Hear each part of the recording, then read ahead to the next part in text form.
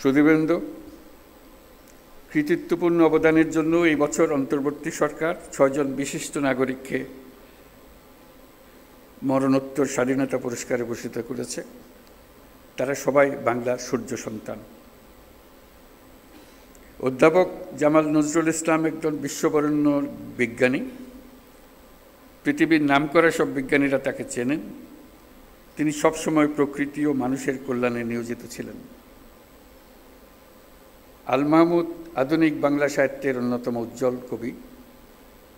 তার কবিতা বহু কবি, লেখক, পাঠককে অনুপ্রাণিত করেছে। বিশ্বের শীর্ষস্থানীয় বেসরকারি উন্নয়ন সংস্থা ব্র্যাকের প্রতিষ্ঠাতা স্যার ফজলে হোসেন আবেদ ১৯৭১ সালে বাংলাদেশের স্বাধীনতা যুদ্ধের সময় ও পরবর্তী সময়ে তিনি বাংলাদেশ গড়ার কাজে নিয়োজিত ছিলেন। লন্ডনের ফ্ল্যাট বিক্রির টাকা দিয়ে তিনি ব্র্যাক গড়েছিলেন। প্রান্তিক গরিব মানুষের জীবনমান উন্নয়ন সহ বহুমুখী কাজে ব্র্যাক এখনও গুরুত্বপূর্ণ ভূমিকা রেখে চলেছে।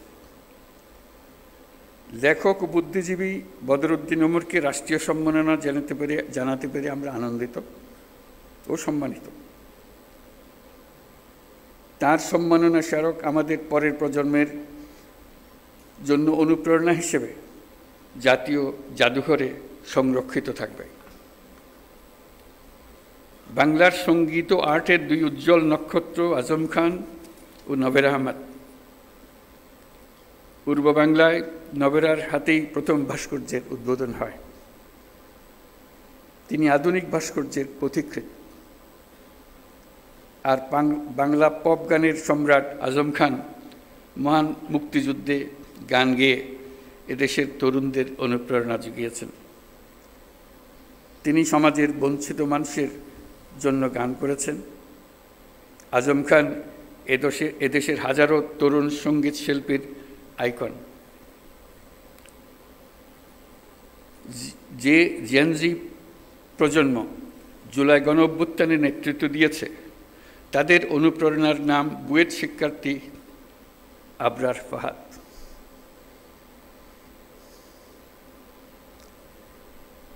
সে ন্যায় বিচারের জন্য, বাক স্বাধীনতার জন্য জোরালো প্রতিবাদ করে সন্ত্রাসীদের হাতে নিহত হয়েছিল। তাকে স্মরণ করে তাকে রাষ্ট্রীয় সম্মাননা জানাতে পেরে জাতি গর্বিত। যারা আজ এই সম্মাননা পেলেন তারা জীবদ্দশায় এই প্রাপ্তি দেখে যেতে পারেননি। এটা অত্যন্ত বেদনাদায়ক। আজকের দিনে তাদের অবদানকে আমরা কৃতজ্ঞতার সঙ্গে স্মরণ করছি।